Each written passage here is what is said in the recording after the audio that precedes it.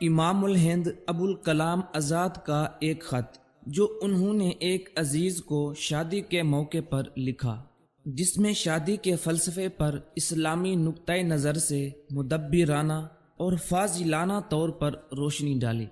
اس خط میں ابو الکلام آزاد نے اپنے دوست کو شادی پر ایسی باتیں نصیحت کی کہ پورا حق ادا کر دیا جو آج کل ہر انسان کی ضرورت ہیں، اور ان کے بغیر کوئی چارہ نہیں۔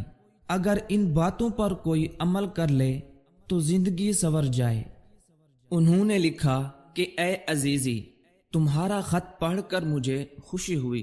تعلیم اور ہنر کی تکمیل کے بعد اب تمہیں زندگی کی وہ منزل پیش آ گئی ہے جہاں سے انسان کی شخصی ذمہ داریوں کا ایک نیا دور شروع ہوتا ہے، یعنی تمہاری شادی ہو رہی ہے۔ میرے لیے ممکن نہیں کہ میں اس موقع پر شریک ہو سکوں، لیکن یقین کرو کہ میرے دل کی دعائیں تمہارے ساتھ ہیں۔ اپنی جگہ اپنی دعائیں تمہارے پاس بھیج رہا ہوں۔ اللہ تعالیٰ اس تقریب کو برکت و سعادت کا موجب بنائے اور تمہاری یہ نئی زندگی ہر اعتبار سے کامیاب ہو۔ میں اس موقع پر تمہیں یاد دلاؤں گا کہ بحیثیت مسلمان تمہیں چاہیے کہ ازدواجی زندگی یعنی شادی کی زندگی کا وہ تصور اپنے سامنے رکھو جو قرآن حکیم نے دنیا کے سامنے پیش کیا ہے۔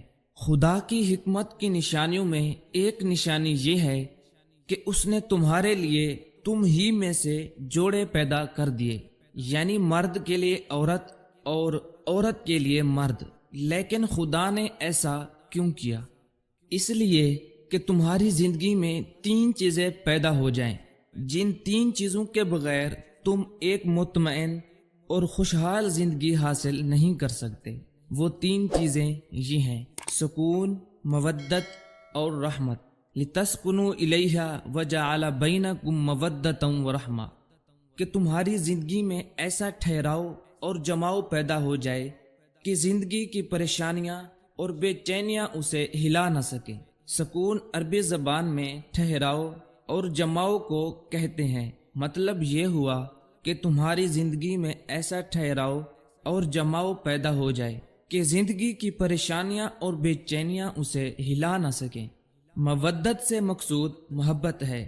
قرآن کہتا ہے کہ ازدواجی زندگی کی تمام تر بنیاد محبت پر ہے، شوہر بیوی سے اور بیوی شوہر سے۔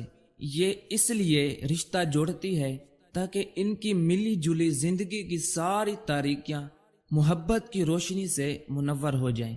لیکن محبت کا یہ رشتہ پائیدار نہیں ہو سکتا اگر رحمت کا سورج ہمارے دلوں پر نہ چمکے۔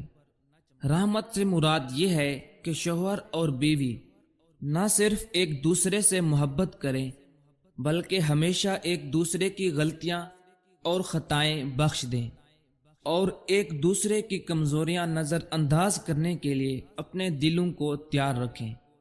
رحمت کا جذبہ خود غرضانہ محبت کو فیاضانہ محبت کی شکل دیتا ہے، یعنی ایک خود غرضانہ محبت کرنے والا صرف اپنی ہی ہستی کو سامنے رکھتا ہے، لیکن رحیمانہ محبت کرنے والا اپنی ہستی کو بھول جاتا ہے اور دوسرے کی ہستی کو مقدم رکھتا ہے۔